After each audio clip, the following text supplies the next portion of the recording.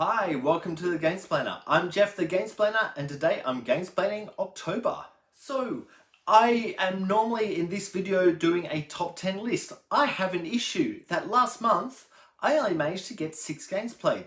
Now when I started doing this, I was knocking over maybe on average, kind of the bottom end of the average was around about 32 games each month.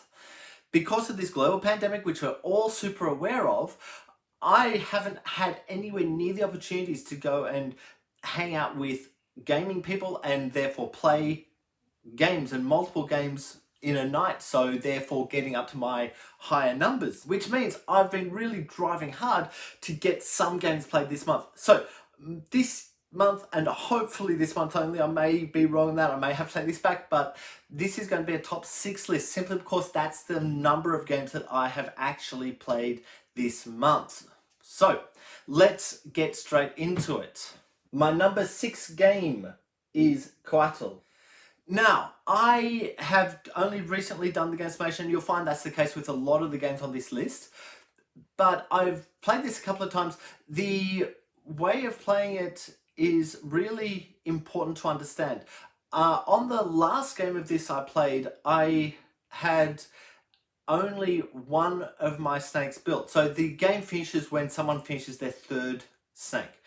And you get points for how many cards you play that go along with that snake, up to a maximum of 4. So what ended up happening is I built one snake, quite a long one, that fed into about 3 of my cards plus a bonus card that everyone was going for. And the person next to me was doing really short snakes and managed to turn that over relatively quickly. So I was only just starting to work on my 2nd one when he managed to turn over his 3rd one.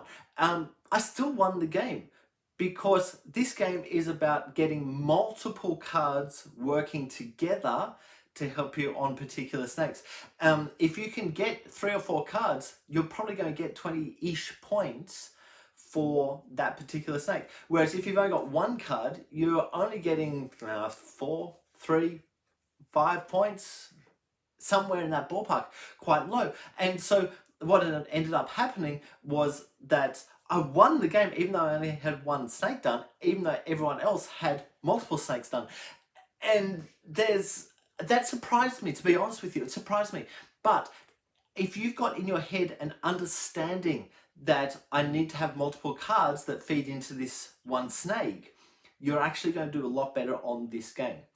Okay, moving on. My number 5 game for October is Quirky Circuits. Now, I quite like Quirky Circuits. I've found that it's a co-op game where people are choosing a card to put down, you put it down face down. You can't talk or communicate about what's being put down. And so you kind of need to go through the process of thinking, oh, what do they probably have, where have they probably sent this thing to do stuff. I quite enjoy it. I've found that playing with more players is a lot harder than playing with just 2. So on the 2-player version, I was getting through the game relatively easily. On a larger player count version, not so easy. But it's just something to bear in mind. Each time I play it, I go to that next page, so I'm getting a new game each time. There's a book of different pages and different things that you have to do and a whole bunch of different tokens that go into it to allow that to build up.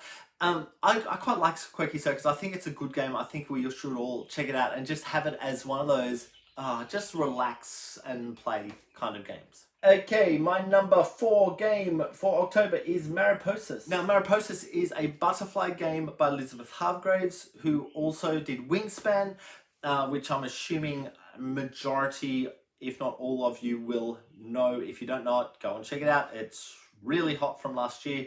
So yeah, that's what it is. I don't think that this one is as strong as Wingspan. I don't mind it. As you said, it's my number 4 game, but I don't think it's quite as strong as Wingspan is. Once again, this is one of those games where if you understand what you're doing on the game, that will enable you to move into that and press into that a little bit more. And so on my last game of it, I left one of my butterflies down fairly low so that it could just breed up to the level 4 butterflies, and therefore the level 4s only have a little bit to move in. and then I allowed the other butterflies to go up further into America, which gained the bonus points. So I was able to keep pushing forward on bonus points, but get quite a lot of butterflies back down to Mexico right at the end of the game, and that gave me a whole bunch of points. And it was a really close game, don't get me wrong, but that's how I played, and that kind of worked really well. So I fear that there's a lot of kind of side quest things in this game. If you watch my video, you'll kind of hear me talking about that, where you could get distracted rather than just going for what's going to give you the most points. There's a fair bit going on, but it's a fine game.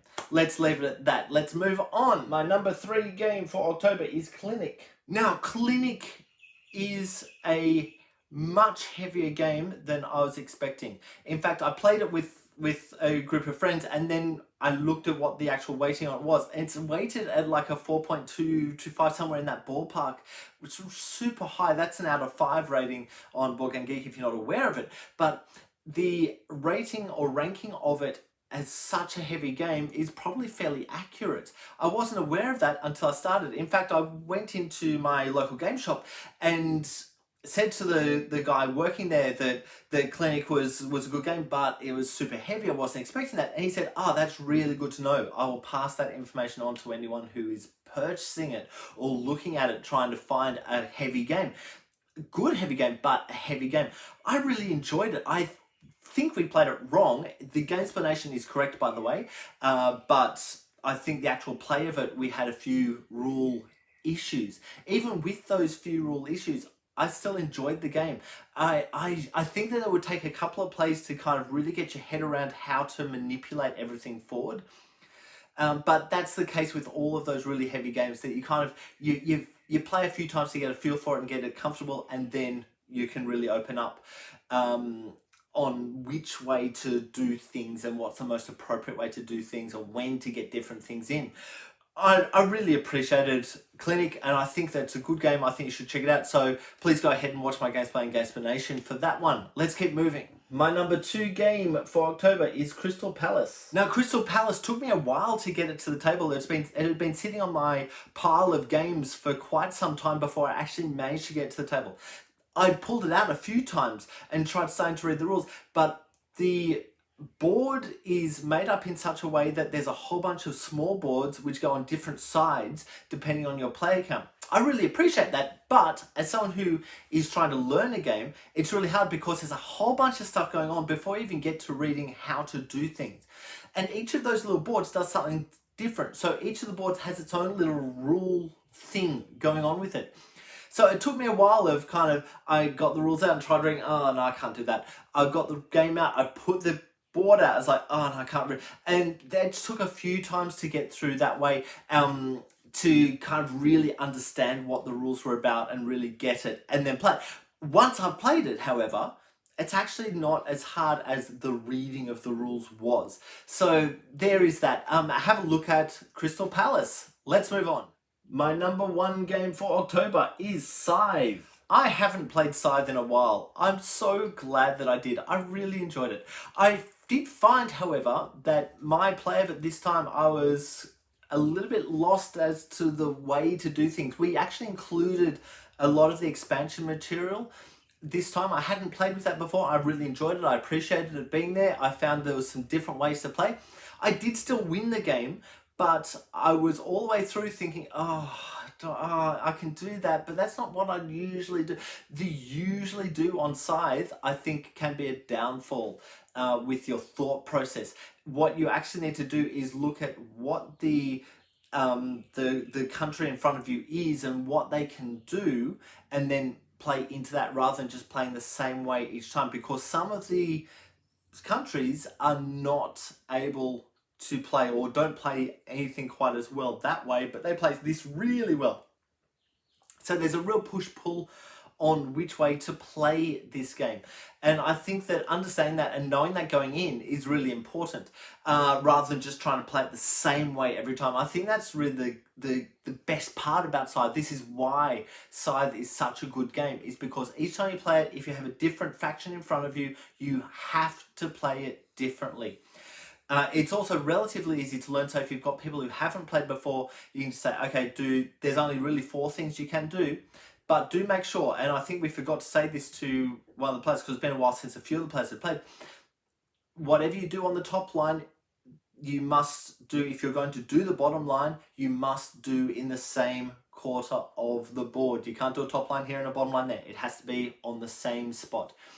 And that's really the only thing that I forgot to kind of reiterate, because I thought, oh, that's not something that needs thinking about. It just happens. But it is something that's worth noticing. Look, I really appreciate Scythe. I really enjoyed playing it. So I'll leave it there. If you have any games that you would like to be gamesplayed, please shoot me an email to thegamesplainer@gmail.com. Follow me on Instagram and Twitter @thegamesplainer to keep up to date with the games that I'm playing. Subscribe to my videos to keep up to date with the games that I'm gamesplaining. And until next time, enjoy gaming.